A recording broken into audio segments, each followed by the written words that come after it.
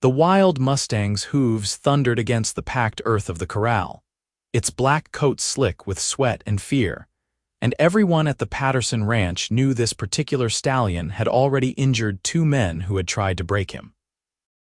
Emma Calloway stood perfectly still in the center of the pen, her long auburn braid hanging down her back, her calico dress dusty from the desert wind that swept through the Arizona Territory on this scorching afternoon in August of 1882. She did not flinch as the horse charged toward her, nostrils flaring, eyes rolling white with terror and rage. At the last possible moment, she shifted her weight ever so slightly, and the stallion veered away, circling the perimeter of the corral with wild, frantic energy. From his position leaning against the fence rail, Cole Brennan felt his heart hammering in his chest as he watched the young woman work. He had arrived at the Patterson ranch 3 days ago, looking for work as a cattle hand, and Jacob Patterson had hired him on the spot. The ranch needed good men who could ride hard and work harder, and Cole had proven himself capable in both respects. But nothing had prepared him for the sight of Emma Calloway standing in that corral with a horse that had put Jack Morrison in bed for a week with cracked ribs, and given Tom Reynolds a concussion that still had him seeing double. Emma moved with a fluid grace that seemed almost impossible, her body language speaking to the horse in ways that Cole could not fully understand. She kept her shoulders relaxed, her breathing steady and deep, and she never looked directly into the stallion's eyes. Instead, she watched his body, reading every muscle twitch, every ear flick, every subtle shift in his stance. When the horse slowed his frantic circling, Emma began to move, not toward him but parallel to his path, matching his rhythm without pursuing him. Cole found himself holding his breath as he watched. The afternoon sun beat down mercilessly on the red dirt and scattered sage brush that characterized this part of the territory, but Emma seemed oblivious to the heat. Her focus was entirely on the horse, and there was something almost beautiful about the way she moved, like a dance between 2 partners who were still learning each other's steps. Jacob Patterson appeared at Cole's side, wiping the sweat from his weathered face with a bandana. The ranch owner was in his late 50s, with silver threading through his dark hair and lines around his eyes that came from squinting into the desert sun for decades. He watched Emma work with an expression of profound respect. "She has a gift," Jacob said quietly, his voice carrying just enough to reach Cole over the sound of the horse's movements. "Emma came to us 2 years ago, just showed up one day asking if we had any horses that needed gentling. I laughed at first, I will admit it. A woman barely 20 years old, telling me she could handle horses that grown men could not manage. But she proved herself with a mare we had, a beautiful Palomino that had been abused by her previous owner. That mare would not let anyone near her, would kick and bite and scream like she was being murdered. Emma spent 3 weeks with her, and by the end, that horse was following her around like a puppy." Cole nodded, unable to take his eyes off Emma. The stallion had slowed to a trot now, still circling but with less panic in his movements. Emma had positioned herself slightly ahead of the horse, creating gentle pressure that kept him moving but also gave him the space he needed to make his own choices. It was a delicate balance, and Cole could see the intense concentration on her face. "Where did she learn to do this?" Cole asked, his voice rough from the dust and his own awe. Jacob shrugged. "She does not talk much about her past. I know her family had a ranch up in Colorado near the foothills of the Rockies. Something happened, something bad, and she ended up here. She lives in the small cabin on the east side of the property, keeps mostly to herself except when she is working with the horses. The hands respect her and I pay her fair wages for what she does. She has saved me a fortune in broken bones and ruined horses." The stallion came to a stop, his sides heaving, foam flecking his mouth. Emma stopped moving as well, standing perhaps 15 feet away from the horse, still not looking directly at him. Long minutes passed in silence. Cole watched as the horse's ears, which had been pinned flat against his skull, began to swivel forward.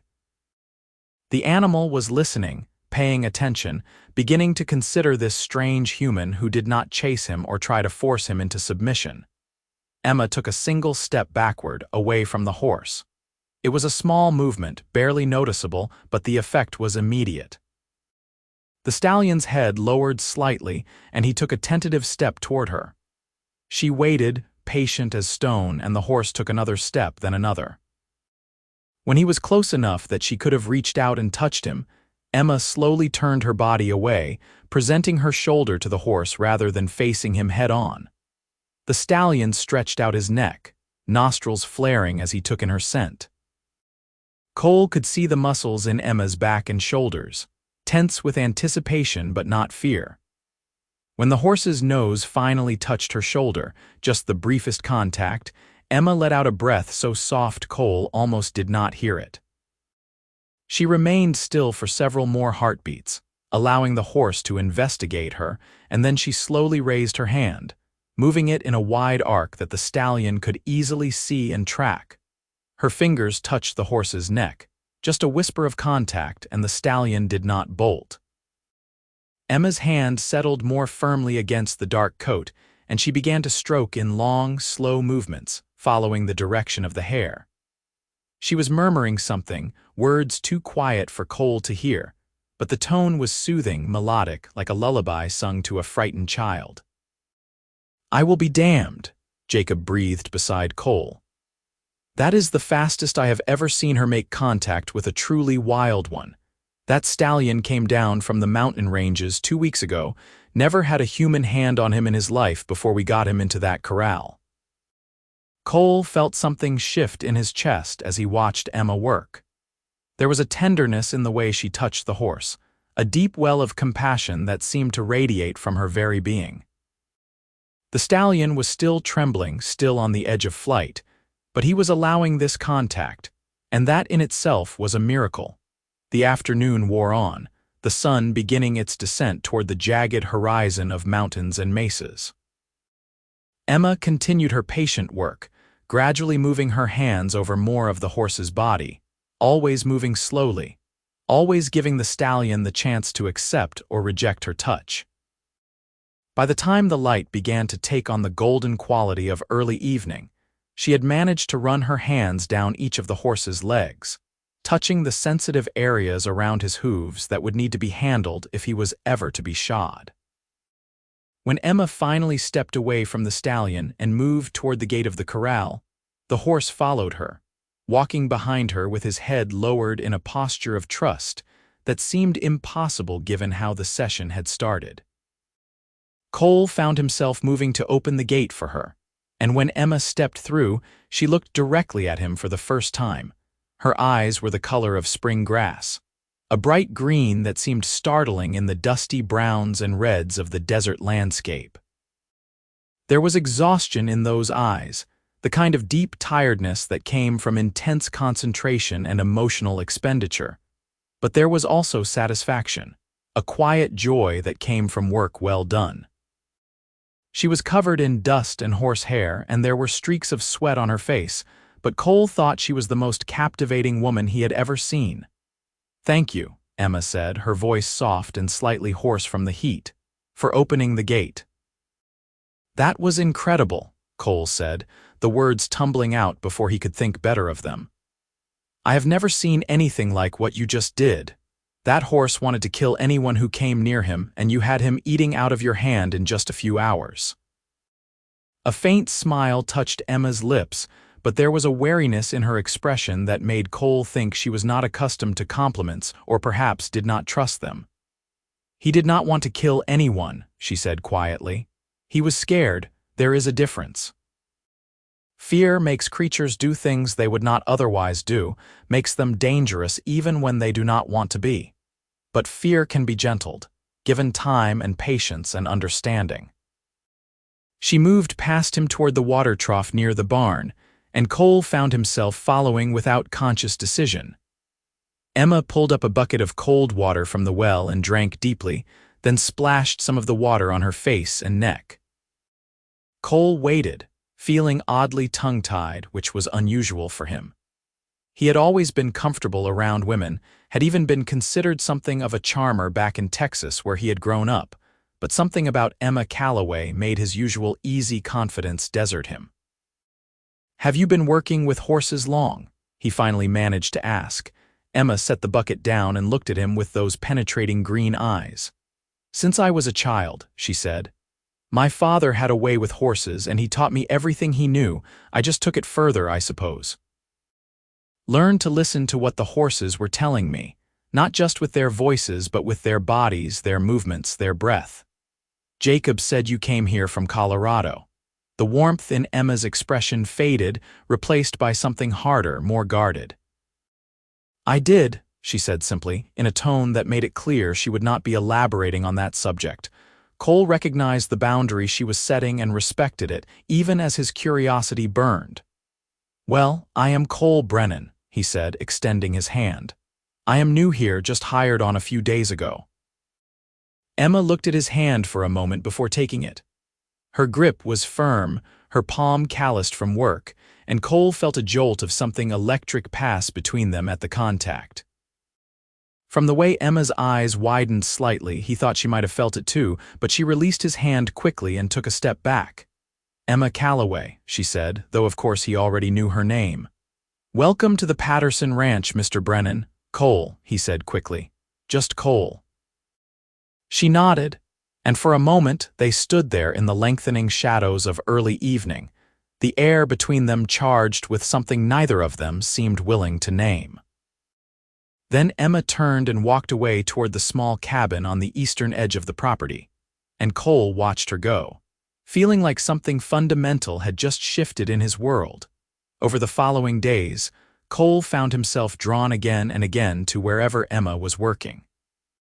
He would finish his assigned tasks with the cattle, and then make his way to whichever corral held her current project. She was working with 3 horses simultaneously. The black stallion, a skittish bay mare that had been beaten by her previous owner, and a young gray gelding that had been born on the ranch, but had developed a deep mistrust of humans after a traumatic incident with a snake that had startled him during an early training session. Each horse required a different approach, and Cole watched in fascination as Emma shifted her techniques to meet their individual needs.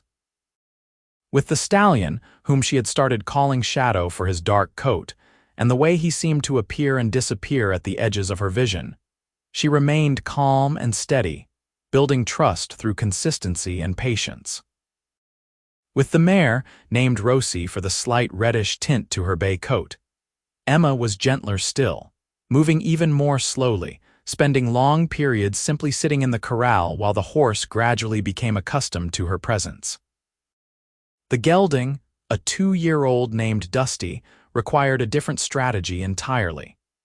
He was young enough that his fear had not yet hardened into aggression, but he was also full of the nervous energy of youth, prone to spooking at shadows and sounds.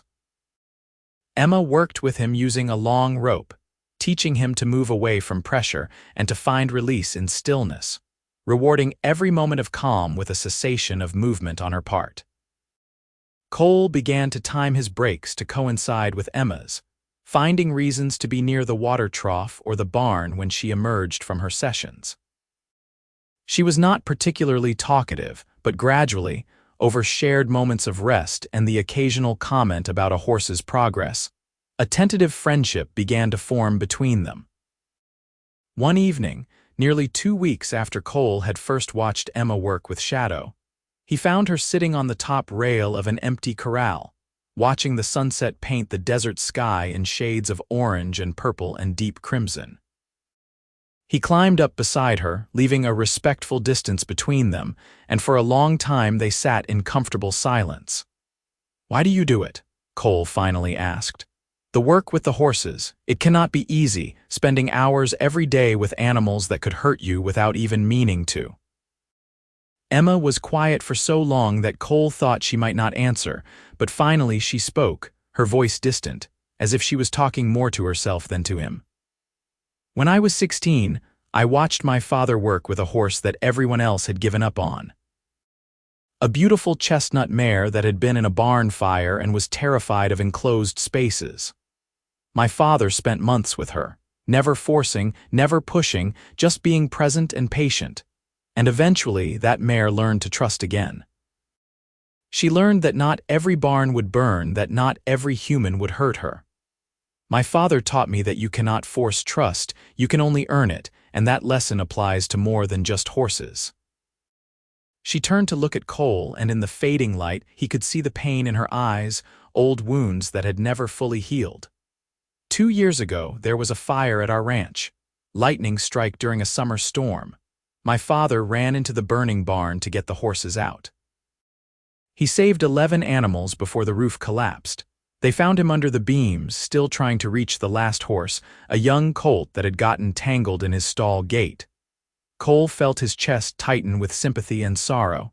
"Emma, I am so sorry." She nodded, accepting his condolence but not dwelling on it. "My mother had died when I was young and I had no siblings. The ranch was buried in debt and I was alone. I sold what was left and came here to the Arizona Territory to start over. Working with these horses, helping them overcome their fear and trauma, it feels like continuing my father's work, like honoring his memory." Without thinking, Cole reached out and placed his hand over hers where it rested on the fence rail. Emma stiffened slightly at the contact but did not pull away. They sat like that as darkness fell over the desert, the first stars beginning to appear in the vast expanse of sky above them. "He would be proud of you," Cole said quietly. "Your father. What you do, the way you do it with such patience and heart, he would be proud." Emma's fingers curled slightly, grasping his hand with a gentle pressure. "Thank you," she whispered. "That means more than you know." From that night forward, something changed between them. The friendship that had been tentative and careful began to deepen into something more. Cole found himself looking for Emma first thing every morning, his day not fully started until he had seen her smile. Emma began to linger when Cole was around, asking him about his own past, his own journey to the Patterson ranch. Cole told her about growing up on a cattle ranch in West Texas, about learning to rope and ride before he could read or write. He told her about his parents, both still living, and his 3 younger sisters, all married now with families of their own. He had left Texas, he explained, because he wanted to see more of the world, to test himself against new challenges and new landscapes. The Arizona Territory, with its stark beauty and harsh conditions, had called to him. "Do you miss them?" Emma asked one afternoon as they sat in the shade of the barn, sharing a canteen of water between them. "Your family?" "Every day," Cole admitted. "But I write to them regularly and they understand. My father was a wanderer himself when he was young. He always said a man needs to find his own path before he can settle into walking it for the rest of his life." Emma nodded thoughtfully. "Do you think you have found it yet? Your path?" Cole looked at her, at the way the dappled sunlight filtering through the barn boards painted patterns on her face, at the way her eyes held both strength and vulnerability in equal measure. "I think I might be getting close," he said softly. The heat of August gave way to the slightly cooler days of September, though in the Arizona Territory, cooler was a relative term. The horses continued to progress under Emma's patient care. Shadow, the black stallion, now allowed Emma to put a halter on him and lead him around the corral.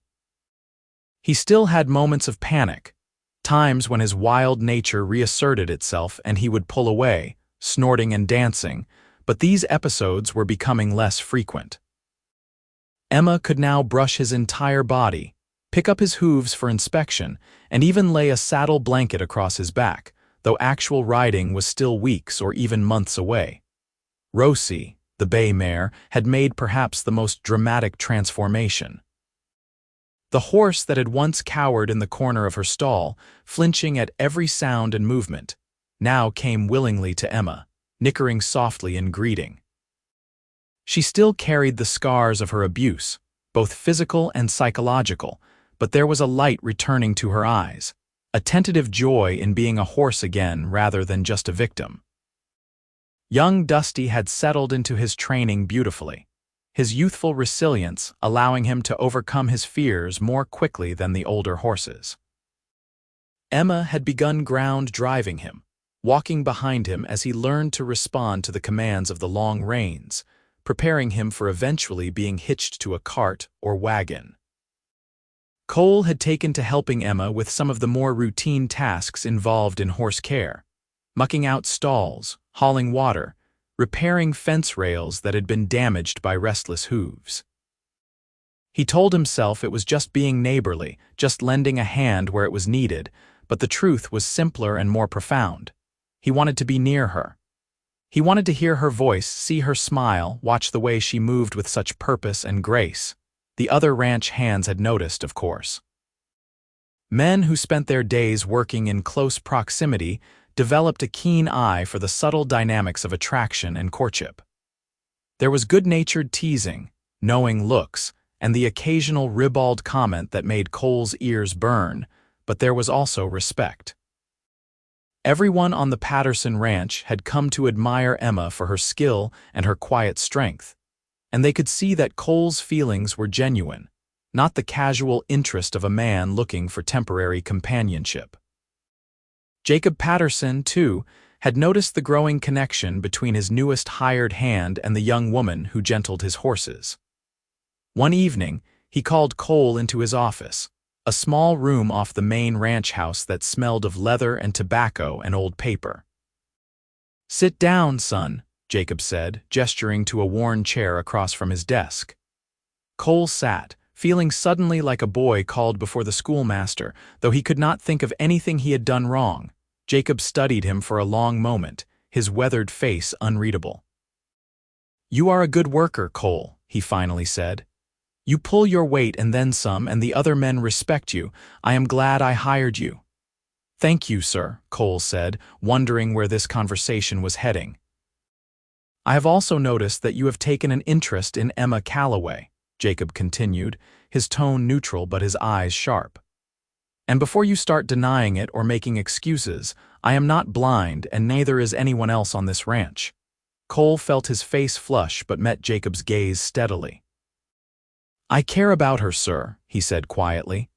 "I know she has had a hard past, and I know she values her independence. I would never do anything to make her uncomfortable or to jeopardize her position here." Jacob nodded slowly. "Emma is like a daughter to me," he said.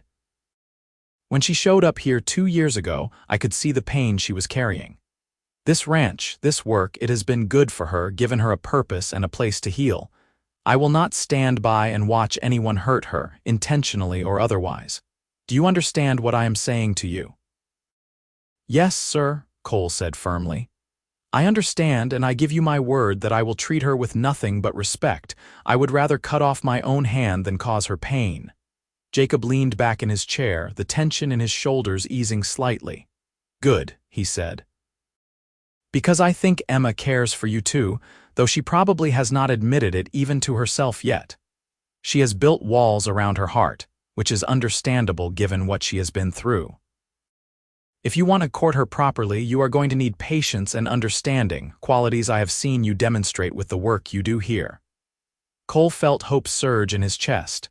"You would not object, then, to me courting her?" "Object?" Jacob smiled slightly. "Son, I have been hoping someone worthy would come along for Emma. She deserves happiness, deserves to build a new life beyond just the work she does with the horses. If you think you might be that someone, then you have my blessing to try. Just remember what I said about treating her with respect." "I will, sir," Cole promised. "I swear it." Armed with Jacob's blessing, Cole began to court Emma in earnest, though he was careful to proceed slowly and respectfully. He started bringing her wildflowers he found during his rides across the ranch property, small bouquets of desert blooms that he would leave on the fence rail of whichever corral she was working in. He made sure she had fresh water waiting for her after her sessions with the horses. He fashioned a new halter for Shadow from particularly fine leather, tooling it with careful detail, and presented it to Emma with shy pride. Emma accepted these gestures with a mixture of pleasure and uncertainty. She was not accustomed to being courted, had never really had time for romance before the tragedy that had upended her life, and was not sure how to respond to Cole's attention. But she could not deny that his presence in her life had become important to her, that her days felt brighter when he was near, that she found herself thinking about him during the quiet hours of evening when she sat alone in her small cabin.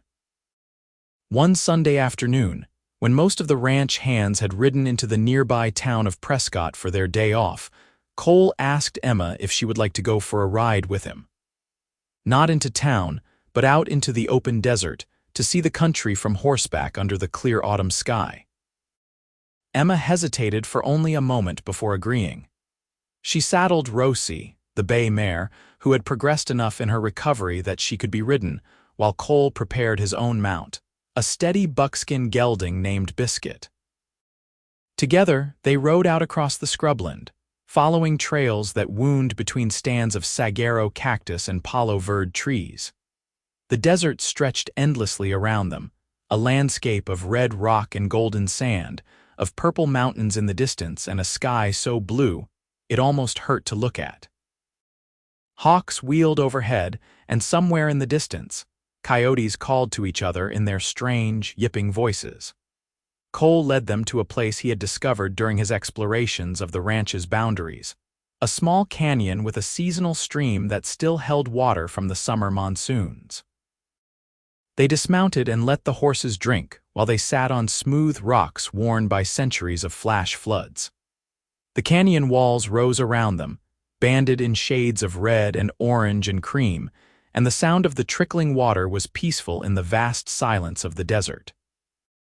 "It is beautiful here," Emma said softly, her eyes taking in the wild, untamed landscape. "Thank you for bringing me." "I wanted to share it with you," Cole said. "This place, it reminds me a bit of you, actually." Emma looked at him with surprise. "How so?" Cole chose his words carefully, wanting to express what he felt without pushing too hard, without frightening her away. "It is beautiful and strong," he said. "Shaped by hardship but not broken by it. There is water here, life here, even in the middle of the harshest environment.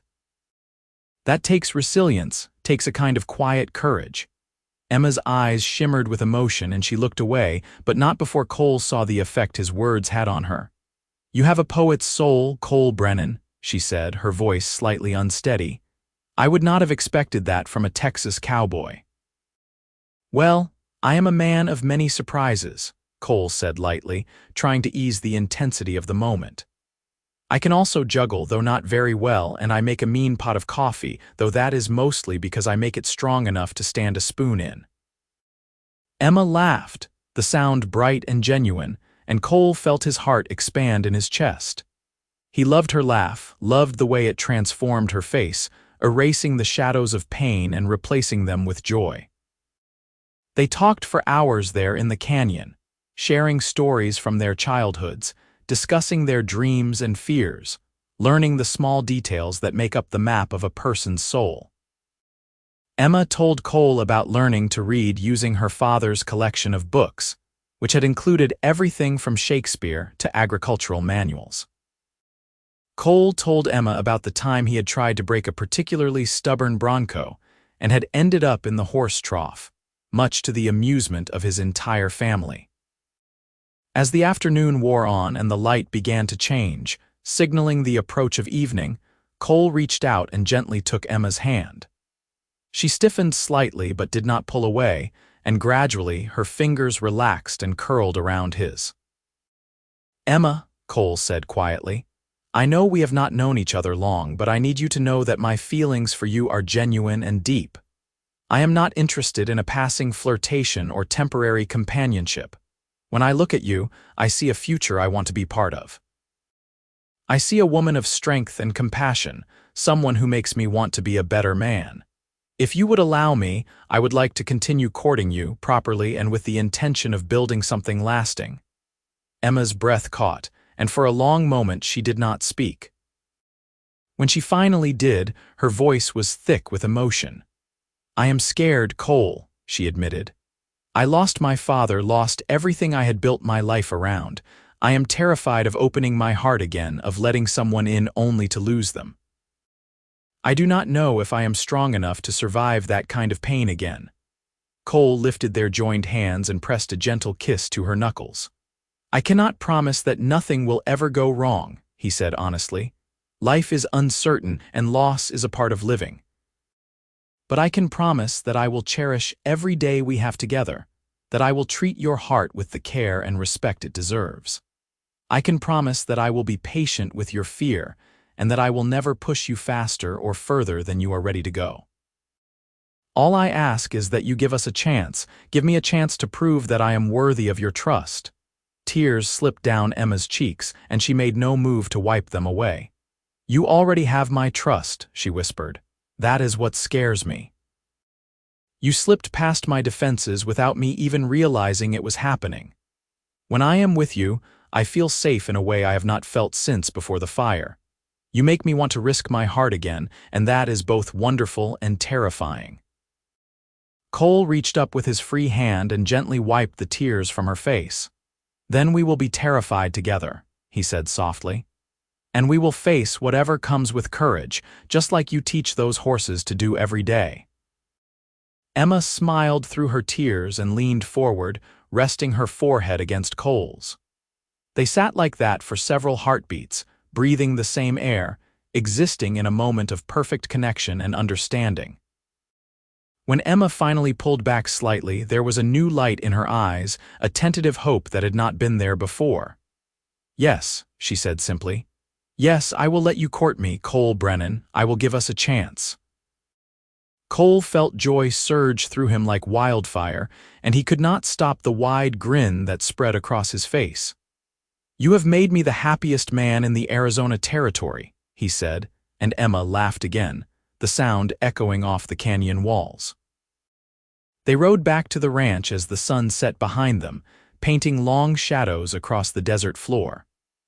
Cole walked Emma to her cabin, and at the door she surprised him by rising on her toes and pressing a soft, brief kiss to his cheek. Before he could react, she had slipped inside, but he could see the smile on her face through the window as she lit her evening lamp. Cole walked back to the bunkhouse feeling like he was floating, and when he entered, the other hands looked up from their card game and grinned knowingly.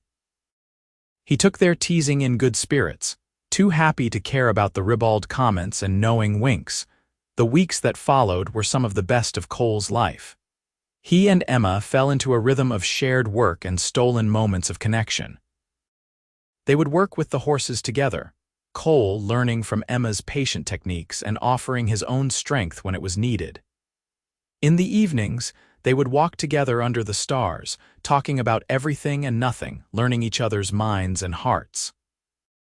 The physical aspects of their courtship remained chaste and respectful. Cole would hold Emma's hand, would sometimes put his arm around her shoulders when they sat together watching the sunset, would kiss her cheek or forehead when he bid her good night. Emma gradually grew more comfortable with these touches, leaning into Cole's embrace, sometimes initiating contact herself, her walls slowly coming down as trust deepened between them. By mid-October, Shadow had progressed to the point where Emma felt he was ready to accept a rider. She spent several days preparing him, first laying the saddle across his back and letting him grow accustomed to the weight, then tightening the cinch gradually until he no longer shied or tensed at the feeling. She walked him around the corral with the saddle on, letting him understand that this new equipment would not hurt him. Finally, one cool morning with the first hint of winter in the air, Emma decided it was time. A crowd gathered at the corral fence, including Jacob Patterson and most of the ranch hands. Cole stood in the corral with Emma, ready to assist if needed, though he had strict instructions not to interfere unless the situation became dangerous. Emma led Shadow to the mounting block, a sturdy wooden structure that would allow her to settle onto his back without making any sudden jumping movements that might startle him.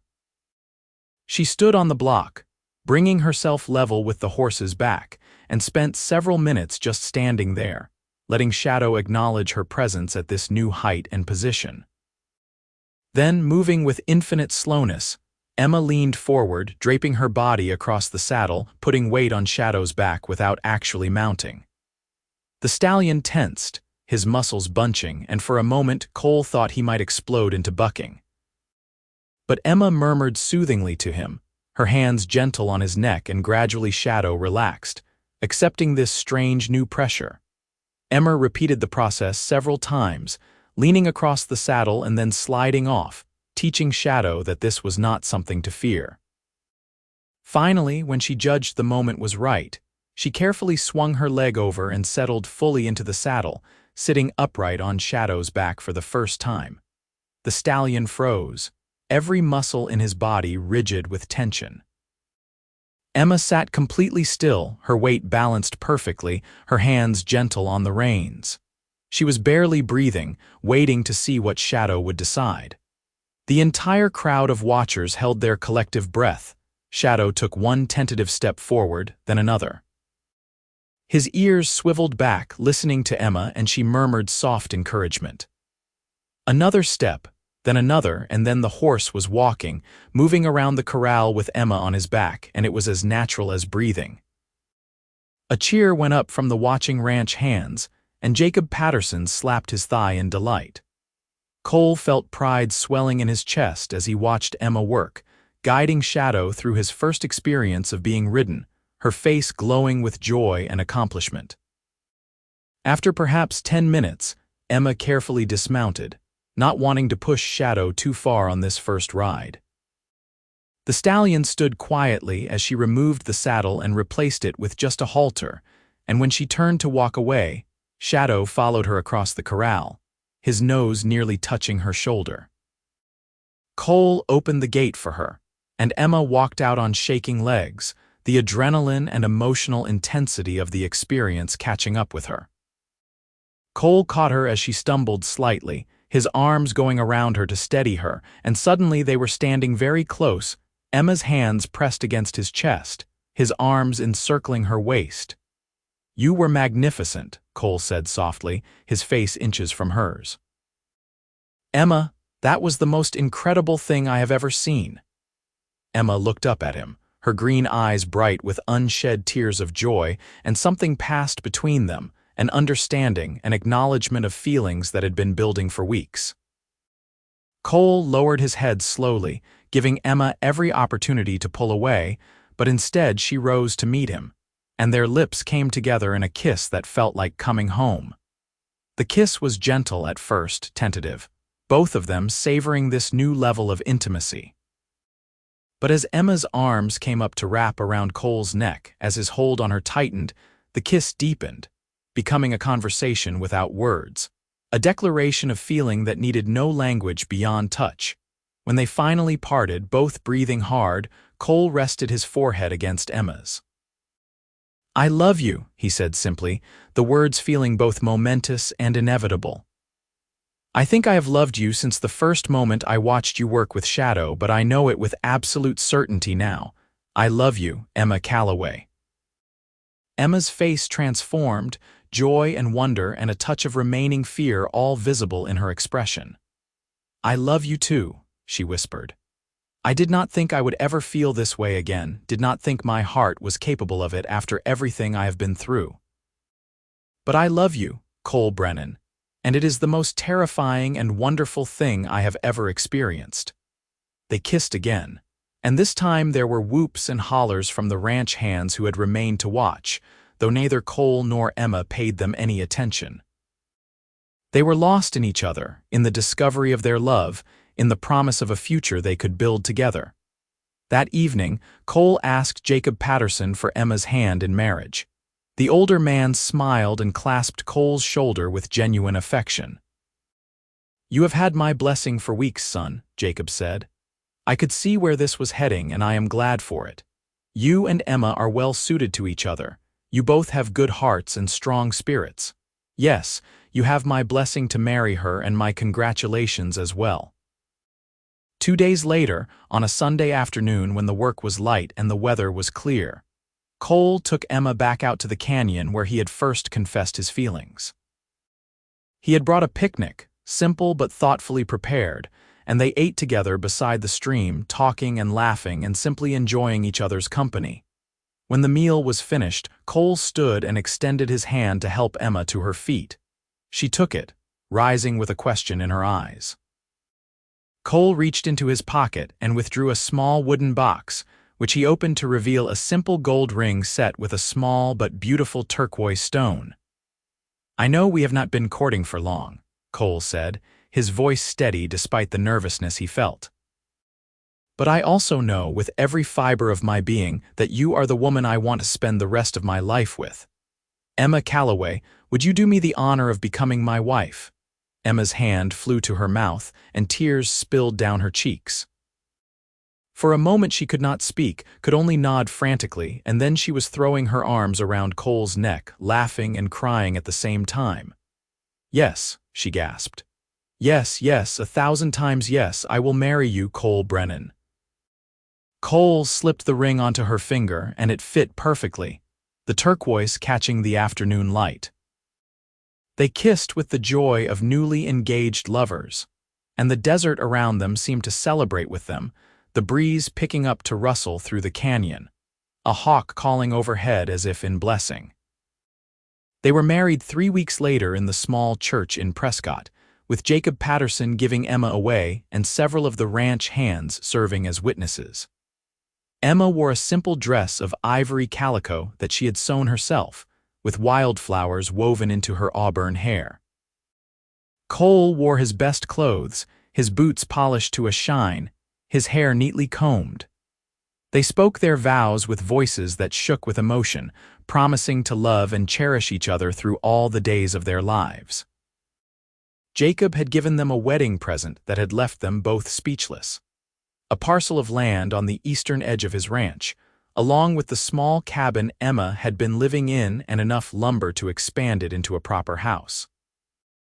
Additionally, he was giving them 10 horses as starter stock, including Shadow, Rosie, and Dusty, to begin their own operation gentling and training horses.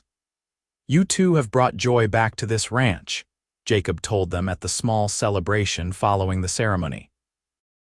"Emma, you have been like a daughter to me, and Cole, you have become like a son. I want you to have the chance to build something of your own, something that combines Emma's gift with horses and Cole's ranching knowledge. You will always have work here if you need it, but I think it is time for you to start your own legacy." Emma wept and hugged Jacob fiercely, thanking him through her tears.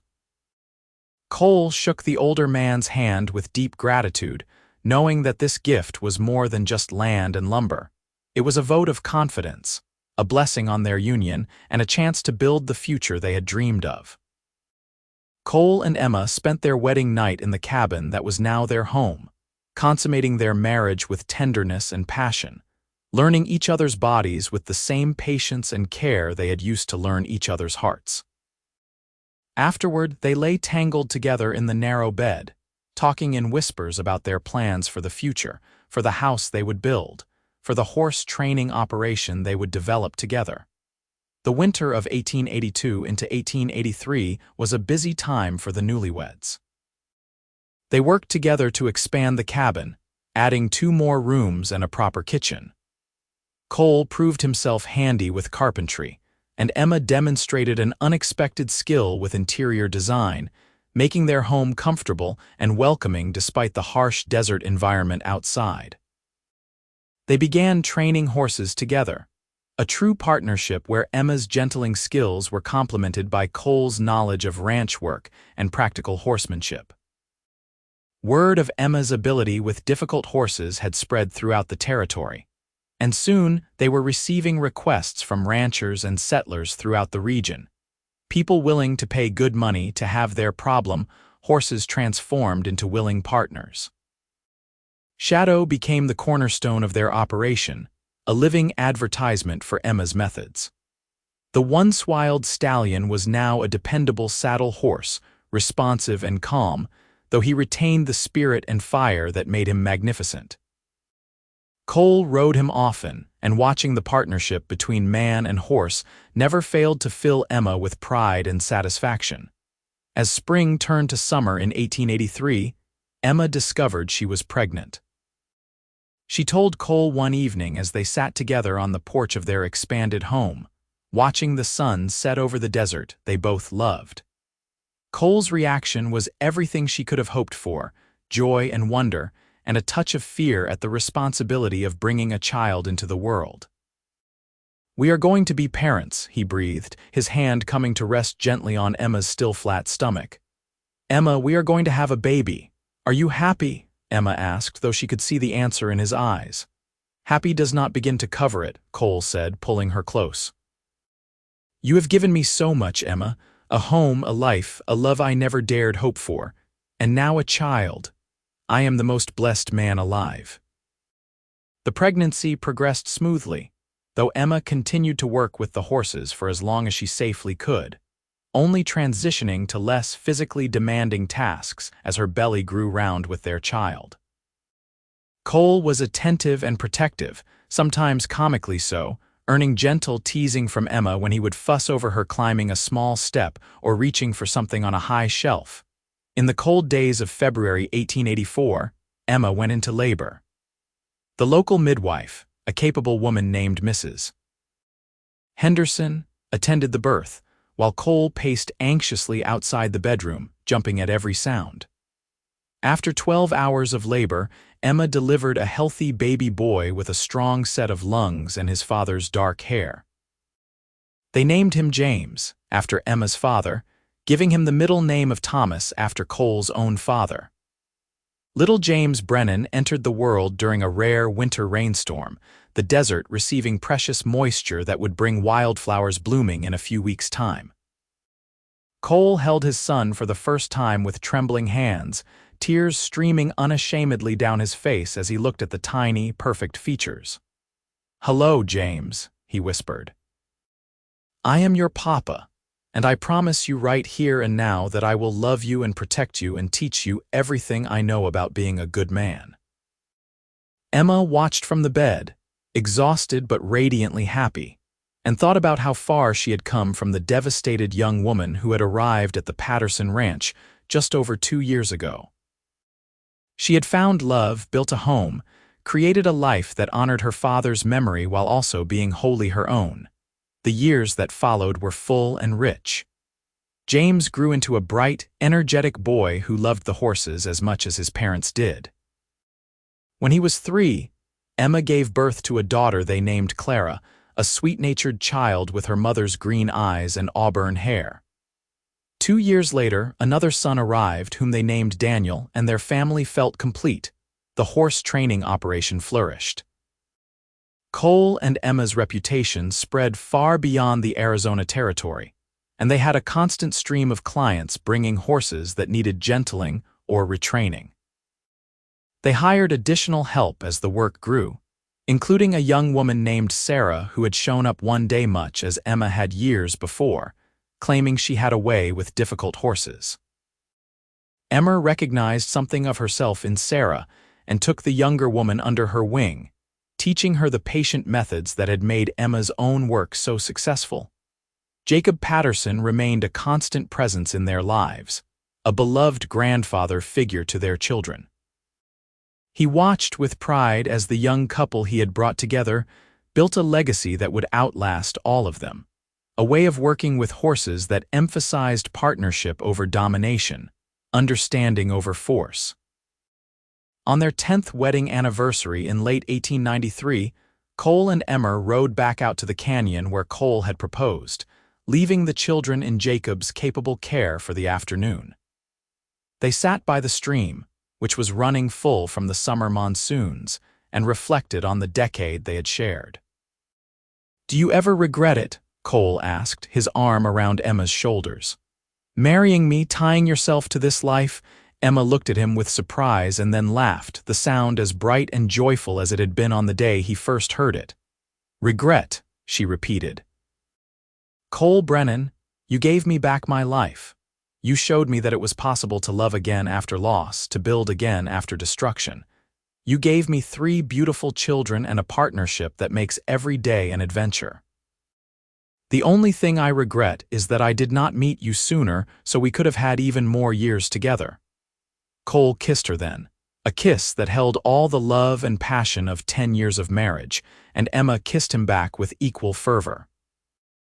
They made love there in the canyon, under the open sky, celebrating their love and their life with the same intensity they had brought to their wedding night. As the sun began to set, they rode back home together, side by side on Shadow and Rosie, who had both aged gracefully and were now gentle, dependable mounts. They returned to find their children helping Jacob prepare dinner, the house filled with the sounds of laughter and life. That night, after the children were tucked into bed and Jacob had returned to his own ranch house, Cole and Emma sat together on their porch, watching the stars emerge in the vast desert sky. Emma leaned against Cole's chest, his arms wrapped around her, and felt a peace so profound it brought tears to her eyes. "I love you," she said softly. "I will love you until the day I die and beyond." "And I love you," Cole replied, pressing a kiss to the top of her head. "You are my heart, Emma Brennan, my home and my joy. Everything good in my life comes from the day I watched you gentle that wild Mustang and thought to myself that I was watching something miraculous." They sat in comfortable silence, two souls that had found each other against the odds, and built a life that was richer and fuller than either had dared to dream. The desert stretched endlessly around them, vast and beautiful and unforgiving, but they had tamed their own small corner of it, creating a haven of love and partnership that would endure for all their days. Years continued to pass in a rhythm of seasons and celebrations. The children grew strong and capable, each developing their own relationships with the horses. James showed a natural talent for training, patient like his mother but with his father's practical understanding of ranch work. Clara had inherited her mother's gift with fearful animals, able to soothe and gentle even the most traumatized horses.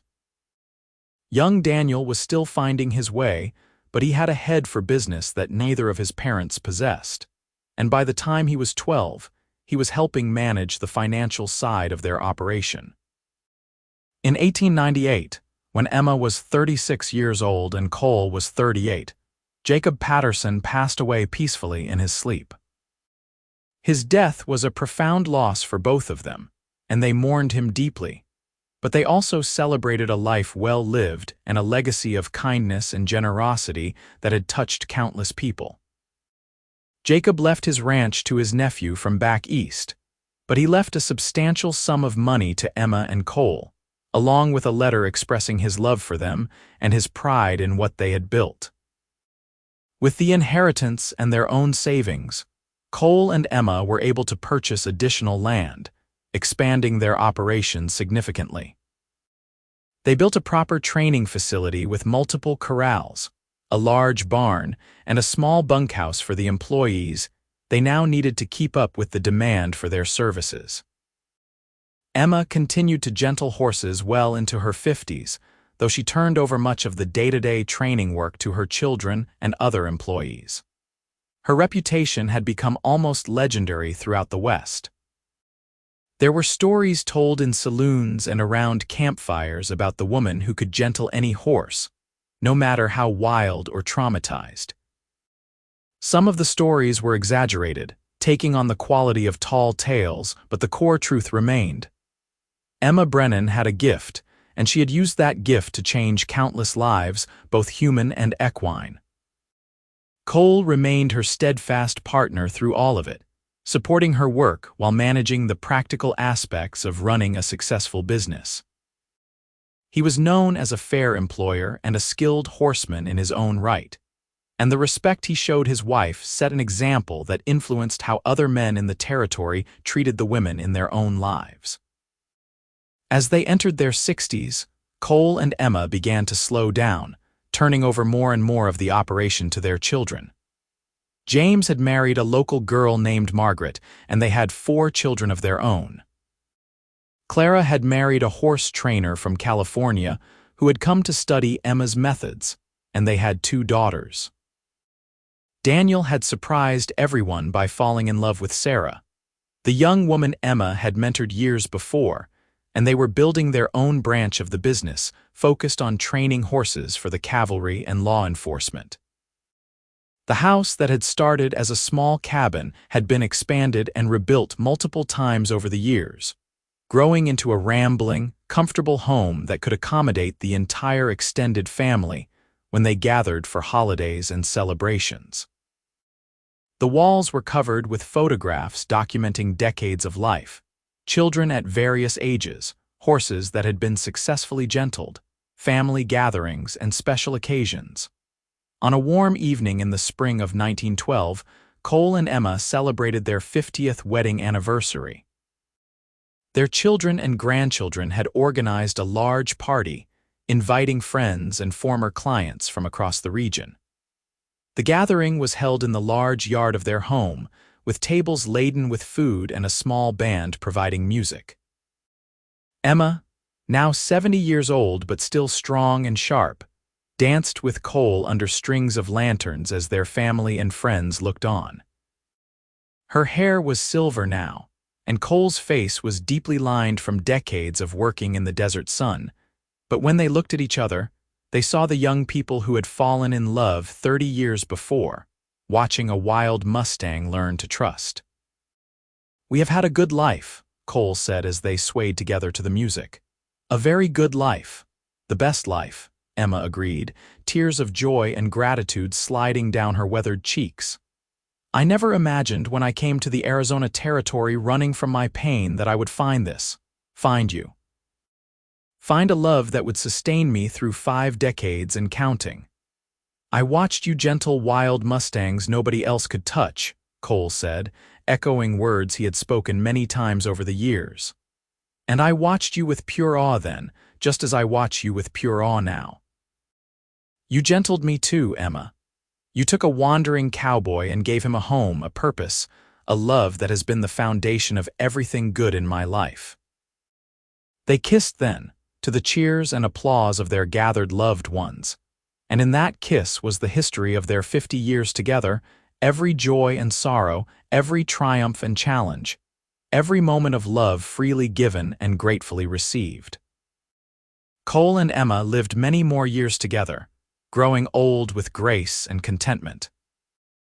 They watched their grandchildren grow and begin families of their own, saw their horse training methods spread across the West, and even beyond, influencing a new generation of trainers who valued partnership and understanding over force and domination. When Emma was 78 years old, she decided it was time to write down her methods and philosophy, creating a manual that could preserve her knowledge for future generations. With Cole's help, she spent 2 years compiling her life's work into a comprehensive guide, and the resulting book became a treasured resource for horse trainers throughout the country. They remained active and engaged with life well into their 80s, though they moved more slowly and tired more easily.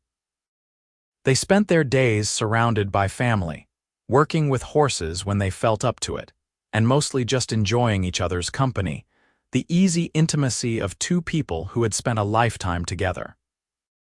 On a beautiful autumn morning in 1920, Emma and Cole rode out together one last time, just the 2 of them, on horses descended from Shadow and Rosie.